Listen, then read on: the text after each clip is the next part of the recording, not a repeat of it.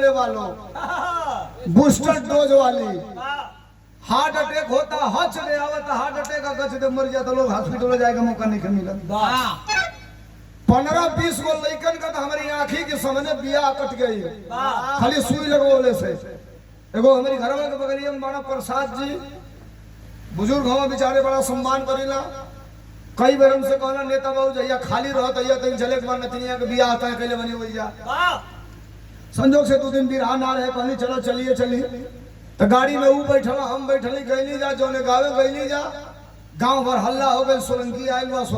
बा पूरा गांव का लड़का जुट गेल सब हम खुश रहली आज खाली बनी क्योंकि हितई आइल बनी चाय पानी होत रहे तई बुढ़ऊ कहना लइकवा के बाप से कि महाराज 5 लाख रौदा के दे दिल बनी 11 लाख में बिया तय बा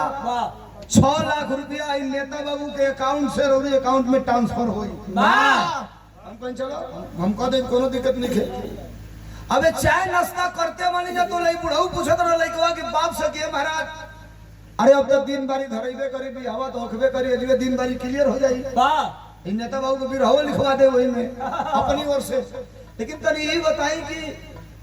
कोरोना आइल है तो बाबू हो कोरोना का सुइया उइया लगोले रहना कि ना लगोले रहना ए दादा तो कहे के लइका का बाबू बोलो लइकवे आके कहता नमस्कार पिताजी हम 3 डोज लगवा चुके हैं बूस्टर डोज लगवा चुके हैं और इधर दादा चाय पियत रह लिया तोने काने में बहुत ना बुढ़ऊ नेता बाबू जल्दी उठाई जैसे खटका तुमको नहीं मरते भूख लागल बा भोजन करे के बाद तू बहुत अलग उठा खाना नहीं खाना होटल में खाई ले जल्दी हटा ऐसा ना तो गड़बड़ हो जाई जबरदस्ती हमके उठा दियो आ लइकवा के बाप से कहत ले तने चौराहा पे वो सामान छूट गेल बा आओ तने जाने वाह जब गाड़ी में बैठली जा आधा रास्ता गइली हम कहली कहो खानावा काहे ने खाए दियलो चल दियलो कहला जाए त नेता बाबू 5 लाख डांड गई साला इज्जत अभी इतने में ठीक बा इतने हमार नुकसान बा कोनो दिक्कत नहीं कि हम कहली का भाई कहना लइकवा के मंजी तो 30 को सुइया लगवा ले बा कब हार्ट अटैक आई मर जाई लइकी हमार रान हो जाई ऐसे बढ़िया बा 5 लाख डांड गइल बजाए दे बियाह कइले के बाद हम फिर गड़बड़ा जाई कहां दूसर बियाह करब 80% लइकन का तीसरा सुई को बियाह कर गई। वैक्सीन बनाने वाले कंपनी ने खुद कहा कि जो कोविड का वैक्सीन आपके और हमारे अंदर लगा है वो नकली है और रुचि नौजवानों की जितनी हार्ट अटैक से मौतें हो रही हैं वो तीसरे बूस्टर डोज के चलते हो रही हैं। तारीम क्यों निकल रहे बोले तीसरा सुई जांच करवा ली है भाई हमन का तो खड़े ना लगोले जाओ हमारे आदरणीय नेताजी नहीं लगवाए अखिलेश यादव ने कहा नहीं ये सब नकली फकली है हमने को खुद ना देखियो भाई तीसरा जो लगोले अयो के मत ले आइयो लोग दूसरा वो धोखा नहीं बांध के जाए लगो फंस दियो लोग ठीक के पहले के तू ना लगवाओ 100 रुपया का पुरस्कार अंकुर स्वीट्स एंड दुनिया जाने ले आप लोग जाने लगे आधार उधर हिर रहल ना साहब हम बताओ तनी आधार उधर रहना का तनी सुन लो मास्टर अरे रखले बना फर निकालिए मोबाइल और सर्च करिए गूगल। भारत में एक चीज बड़ी खतरा हो गई है साहब हम अपने बच्चों का अभी बचपन नहीं देख पा रहे हैं तब तक हमारा बेटा जवान हो जा रहा है 5 साल का लड़का जान रहा है अब कहां तक लिहाज कराएंगे। आप समझ रहे हैं कि हम ही होशियार हैं आप समझ रहे हैं हम ही होशियार हैं नहीं जो आपके बेटे के हाथ में मोबाइल जा रहा है तो सबसे होशियारका वाला चीज वो खोला था 5 साल का लड़का जाने था कि यूट्यूब में कब एक से डाला तो कौन सी आई देखे खातिर 5 साल का लड़का हो हंसी सबे मौत अम्मा हतारी ऐसा वाली से लड़का रोवत और सतावरी कुछ नहीं खींचा दे पैसा रुपया नहीं ले मोबाइल खेल जो आधा घंटा खेल ले जो लेकिन आधा घंटा देखिए डिस्चार्ज मत हो के बैटरी अब उनमें का खेलता है अभी के जाना था आई सरे ऐसा रद्द आई फेसबुक बा निमन का हैंगा चलावो सरकावत रहो के कहां बा हैंगा लौकता निमन का देखत अपनी मन ने सारे में बोल का आ जाता वाह बुल्लू अरे भैया अपनी मन ने वही में आ ऊ का ओ माय गॉड माय ऐसा चला समय अपने आप आ जा रहा है वो ओके बैक करे तो बैको नहीं क्यों डायरेक्ट काटे के पड़ता ओके तब जाता बैक वाह आल्हा रुदल अहिर ना रहलन आल्हा रुदल कोने बिरादर करल मास्टर रखले बना भर जतिया से ताल्लुकात हो वन में रहने वाली एक जात है जिसका नाम है बनाफर बनाफर जात के रहने वाले थे लेकिन सबसे बड़ी बात बताने जा रहा हूं अगली लाइन में क्या रखले बनाफर जतिया से ताल्लुकात हो अरे भाईल ना बियाह बिना खूनी बरसात हो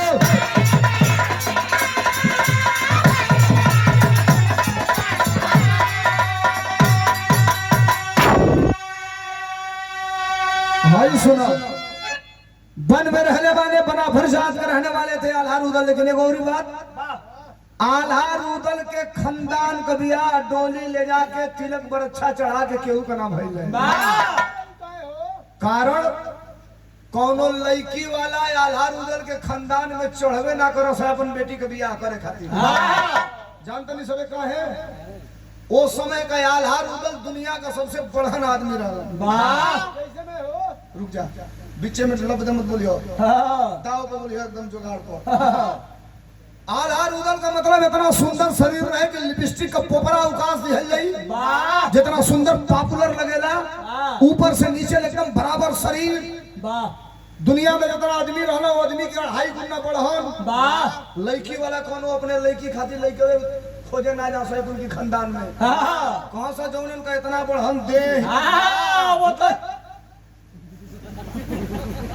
इतना बढ़न दे उतने बढ़न मूड़ी उतने बढ़न पेट वही बरो झुलवा खेले तू खेलत खेलत सुत गेल ना बलिया में एगो रहे शिवधरवा का करे हो का करे अब कोई भेंट हुई तो ऐसे भेंट करा दे ना हिंसे भेंट करा हिंस का जरूरी बा इतना बढ़न शरीर इतना बढ़न दे दरन कोनो बेटी वाला जाओ ना बियाह कौने का भइल तो अलहिता गावेला कि जेकर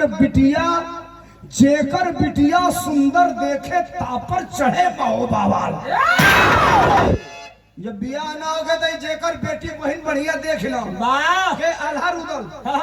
खट दे सेना लेके चढ़िया सो करीब राज को राजा की गर्दन को तलवार लगाना से कहा सा कि बाछी दो ना तब बाछा का गर्दन कटल लड़की के बाप मां भैया ये बाछा रही है तो कहीं को बाछी आ जाए ले जा हम जियत रह तो कहीं जाने के तैयार कर ले जाए बाछी की आल्हा रुदल के खानदान का कोनो बियाह बिना तेगा तलवार का बिना लड़ाई का बिना पैगाम भेज के नहीं ना भाई ये यो खानदान में कोनो बिटिया चढ़वे ना कइल अमर हो गए आल्हा रुदल आज भी ई प्रमाण मिलेला माई मैहर के दरवाजे पर भोर के समय में आज भी आल्हा आवेलन आ एगो फूल चढ़ा के माई मैहर देवी के पूजा कई के जालन जब सवेरे पुजारी खिड़की खोलेलन ओई माई का श्रृंगार करे खातिर पूजा करे खातिर तो एगो आल्हा के द्वारा चढ़ावल फूल आज भी मिलेला वो मैहर के मंदिर पर। इस धरती का सबसे बलिष्ठ व्यक्ति रहलन, इतिहास में कहीं नाम नहीं खे, जानता नहीं समझ का टेक्निकल बात बता रहा हूँ।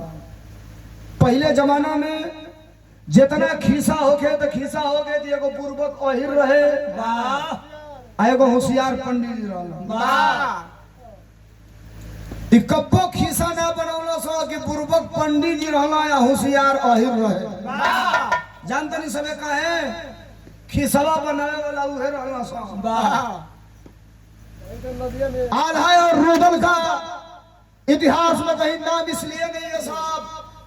देश को आजाद कराने में चंद्रशेखर आजाद, राम प्रसाद बिस्मिल, अशफाकुल्लाह खान, राम प्रसाद बिस्मिल, राजेंद्र लाहिड़ी जैसे क्रांतिकारी नौजवानों ने देश को आजाद कराया। इतिहास में नाम है साहब, लेकिन कई हजार ऐसे लोग थे जो वतन के लिए इनसे आगे आकर के गर्दन को कटाए, उनका इतिहास में नाम इसलिए नहीं है। ये धर्मेंद्र सोलंकी अलग ऐलान करके कहता है इसलिए इतिहास में उनका नाम नहीं है कि वो पिछड़ी जाति, अनुसूचित जात और अनुसूचित जनजात के रहने वाले थे, इसलिए उनका इतिहास में नाम नहीं है। इतिहास लिखा उन्हीं लोगों ने। आल्हा रुदल अमर हो गई ना किताब में तो हमारी आपकी दिमाग में। बिरहा का अंतिम प्रमाण है कैसे मास्टर। गुरु बिहारी गुरु गणेश गुरु राम लाल गुणकारी स्वर्ग बसे चंद्रिका कवि